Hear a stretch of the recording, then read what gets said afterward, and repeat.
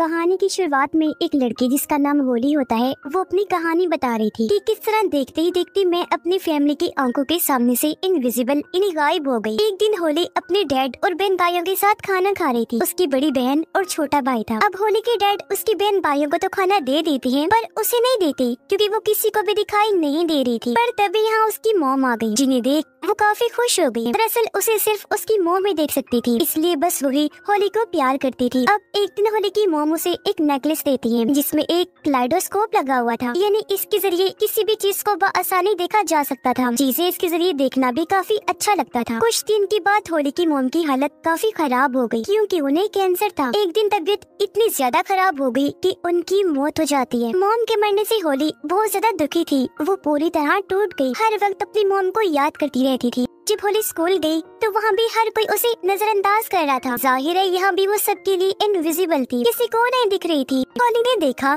कि मेरी फैमिली मेरे कमरे को किसी स्टोर रूम की तरह इस्तेमाल कर रही है। वहाँ उन्होंने फजूल सामान रखा हुआ था जो देखकर होली काफी टूट गई। उसे समझ नहीं आ रही थी कि इन हालात में क्या करूँ। होली का भाई दरअसल बेसमेंट में रहने लगा। उसे वीडियो आर्ट का काफी शौक था जिसमें वो माहिर भी था। इसका ही पूरा सेटअप उसने वहाँ कर रखा था। होली की बहन ने भी शादी कर ली थी जो अपने हस्बैंड के साथ हंसी खुशी रह रही थी। गरीब बात उसके डैड की, वो अभी भी एक इंश्योरेंस कंपनी में जॉब किया करती थी। अब ये सारी फैमिली आज भी साथ ही रह रही थी जिन्हें देखकर हालांकि होली खुश तो होती है लेकिन इस बात से भी वो उदास थी कि इन लोगों में मैं नहीं हूँ। अब ऐसे ही घूमते भागते हुए एक दिन उसे एक बिल्डिंग में घर मिल जाता है जहाँ वो रहना शुरू कर देती है। और वो अपने इनविजिबल होने का फायदा उठाकर जासूस का काम करने लगी। जैसे कि सेलिब्रिटी और एक्ट्रेस वगैरह अगर किसी के साथ ताल्लुक में होते तो ये उनकी तस्वीर बनाकर एक न्यूज रिपोर्टर को सेंड कर दिया करती थी, जिसके बाद वो होली को पैसे भिजवा दिया करता था। इनविजिबल होने की वजह से होली जहाँ चाहे जा सकती थी। शर्म, किसी को देखकर हिचकिचाना, कपड़े उसके लिए कोई मायने नहीं रखती थी। जाहिर है कोई उसे इस हालत में देख नहीं सकता था तो इसलिए वो इस बात की परवाह नहीं करती थी। अब हमेशा की तरह एक दिन जब वो एक सेलिब्रिटी का पीछा कर रही थी उसके खिलाफ सबूत इकट्ठा करने के लिए, तो तभी एक बाउंसर जिसका नाम शेन होता है वो होली से टकरा जाता है। इसलिए उसने होली को पकड़ लिया। ये देखकर वो काफी हैरान रह गई क्योंकि उसकी मॉम के बाद ये दूसरा इंसान था जो होली को देख सकता था। इसीलिए शेन को लेकर होली के दिमाग में कई सारे सवाल थे लेकिन वो किसी भी सवाल का जवाब दिए बगैर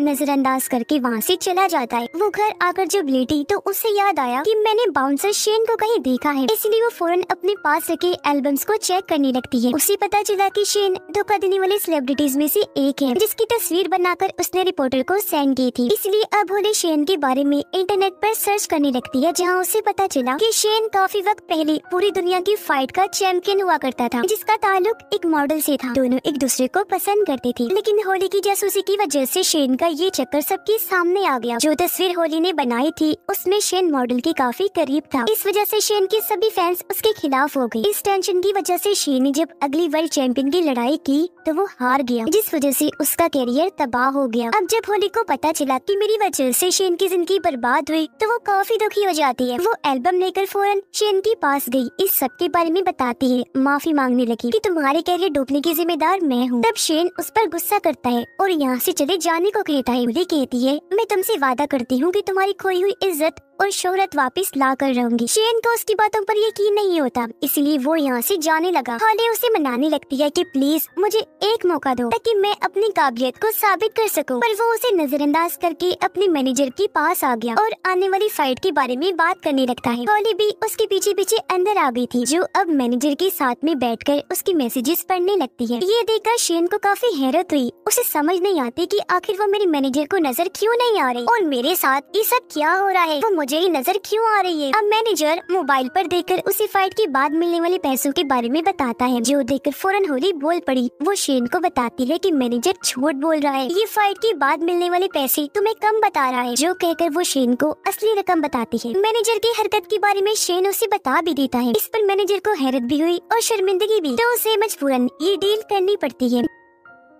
ये दोनों बाहर आ गए। यहाँ शेन सच में होली की महारत देखकर काफी हैरान रह जाता है। पूछने पर होली उसे बताती है कि मैं सिर्फ तुम्हें ही नजर आ रही हूँ। ये सुनकर शेन काफी हैरान रह गया और वो होली की बातों पर यकीन नहीं करता। तब होली अपनी बातों को ठीक साबित करने के लिए सामने से आने वाली एक गाड़ी के आगे आकर खड़ी हो जाती है। इससे पहले गाड़ी उसे टकराती, शेन सामने आकर होली को पकड़ के साइड में कर लेता है। अपनी तरफ से उसने होली को बचा लिया था, पर ड्राइवर ने गाड़ी रोक दी, जो शेन को ही सुनाने लगता है क्योंकि होली उसे कहीं भी दिखाई नहीं दे रही थी। इस बात से शेन को अब कहीं न कहीं लगने लगता है कि होली सच में सबको दिखाई नहीं दे रही। होली उसे कहती है, लगता है हम किसी वजह से एक दूसरे से जुड़े हुए हैं, तो हमें एक दूसरे की मदद करनी चाहिए। इस पर शेन उससे बात करने के लिए कहता है कि कल तो मेरे घर पर आ जाना, डिटेल से बात हम वहीं करेंगे। उसके वहाँ आने पर शेन का डॉग भी नहीं भौंकता, जो देखकर अब शेन को पूरी तरह यकीन हो गया था कि हाँ सच में वो इनविजिबल है। वो फिर होली को अपनी कहानी बताने लगता है कि जब मैं छोटा था तो मेरे सुतीले डैड ने घर से मुझे निकाल दिया था। घर से निकलने पर लोगों ने मुझे तंग करना शुरू कर दिया, जिस वजह से मैं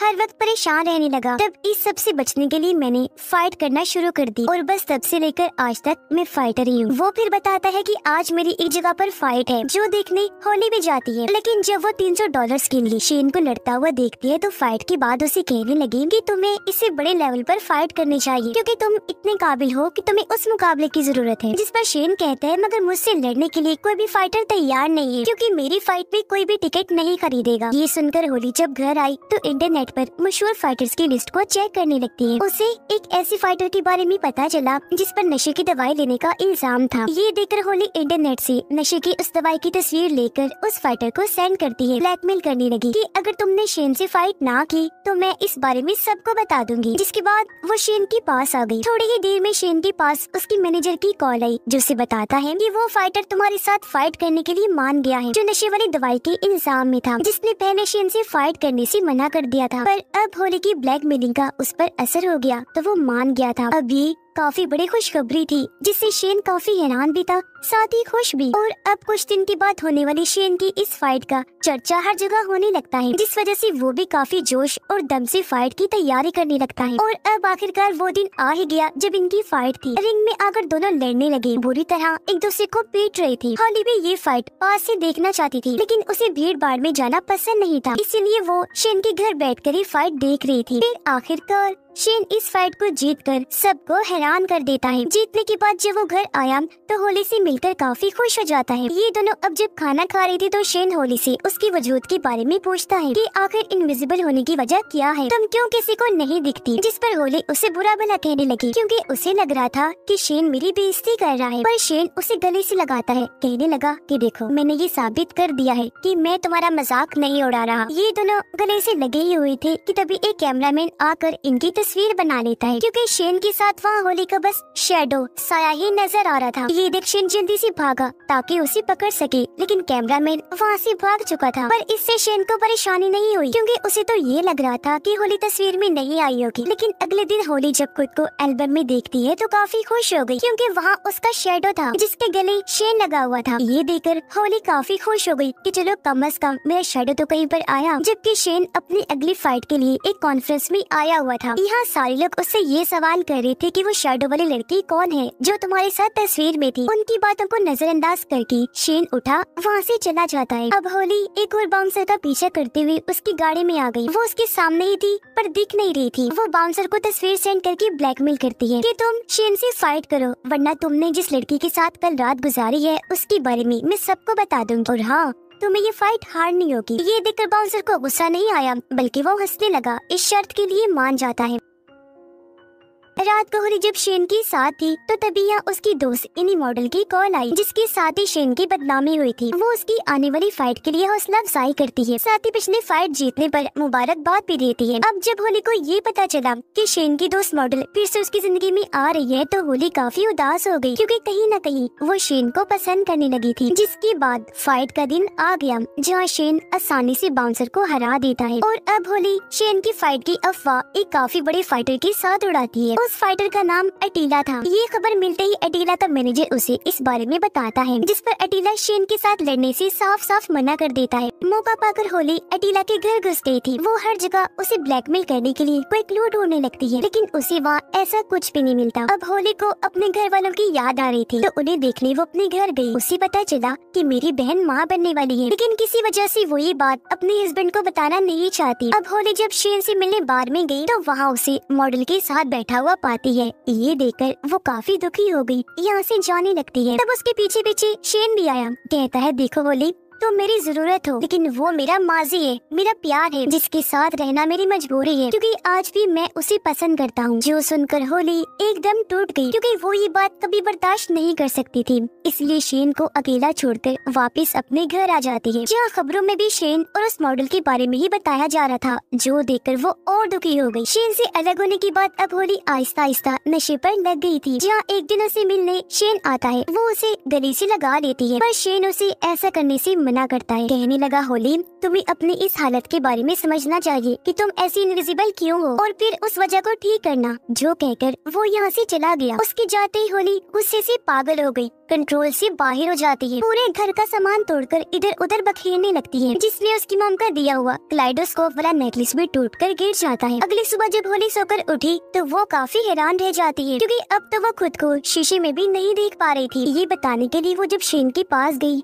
तो अब वो उसे भी दिखाई नहीं दे रही थी, जिस वजह से वो काफी चौंक गई। पूरे शहर में घूमने लगती है, क्योंकि उसे कुछ समझ नहीं आ रही थी कि मैंने करना क्या है। उधर मॉडल शेन की ट्रेनिंग देखकर काफी खुश हो जाती है। कहने लगी कि मुझे लगता है तुम इस बार अटीला से भी जीत जाओगी, क्योंकि हारने वाले लोगों से मैं ताल्लुक नहीं रखती। ये सुनकर शेन को अजीब लगा। वो कहता है कि अगर मैं हार गया तो क्या तुम मुझे छोड़ दोगी? वो बातों को टालने लगती है। अरे नहीं नहीं, मैं तो बस मजाक कर रही थी। पर क्योंकि शेन को उस पर शक हो रहा था, इसलिए वो यहाँ से चला जाता है। उधर होली ये फैसला करती है कि इससे पहले मैं हमेशा के लिए इनविजिबल हो जाऊँ, मेरा वजूद खत्म हो जाए, मैं आखिरी बार अपनी फैमिली से मिल आती हूँ। वो जब अपने घर गई, तो पता चला कि उसकी बहन ने अभी तक अपने हस्बैंड को इस बारे में नहीं बताया कि मैं माँ बनने वाली हूँ। ये देखकर होली समझदारी से उसकी किट को अपनी बहन के हस्बैंड के सामने ले आती है, जिससे वो भी जान गया कि वो माँ बनने वाली है। उसे बहुत खुशी हुई, वो उसे गले से लगा लेता है। अब जब होली अपने भाई के पास गई, तो उसने देखा कि कैमरा में मेरा भाई एक लड़की को देख रहा है, क्योंकि वो उसे पसंद करता था, पर अभी तक इस बारे में उसे नहीं बताया। ये देखकर होली जानबूझकर उस लड़की को नीचे गिरा देती है, ताकि मेरा भाई उसे बात कर सके।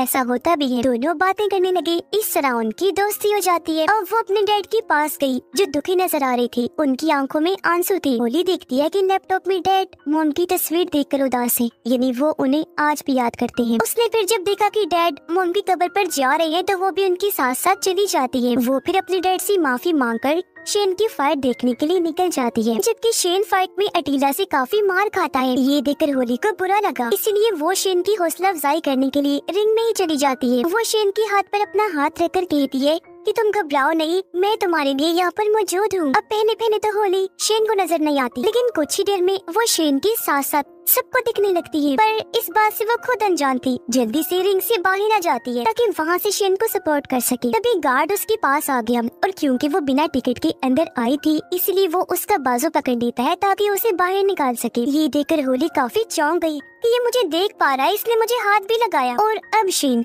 कुछ ही पॉइंट्स की कम होने की वजह से अटीला से फाइट हार जाता है। मैच खत्म होने के बाद मॉडल उसके पास आकर शेन को हमदर्दी दिखाती है, पर वो उसे कोई बात किए बगैर वहाँ से चला गया, क्योंकि अब वो होली को पसंद करने लगा था। इसलिए वो भागकर होली के पास गया, जहाँ गार्ड उसे निकाल रहे थे। शेन उनसे कहता है कि रुक जाओ, ये मेरे साथ है, और अब वो होली को गले से लगा लेता है। दोनों फिर से गले से लग गए। इसके कुछ दिनों के बाद होली अपने डैड के सामने गई, जहाँ वो अचानक उसे देखकर हैरान तो थी, साथ ही बहुत खुश भी हो जाते हैं, और अपनी बेटी को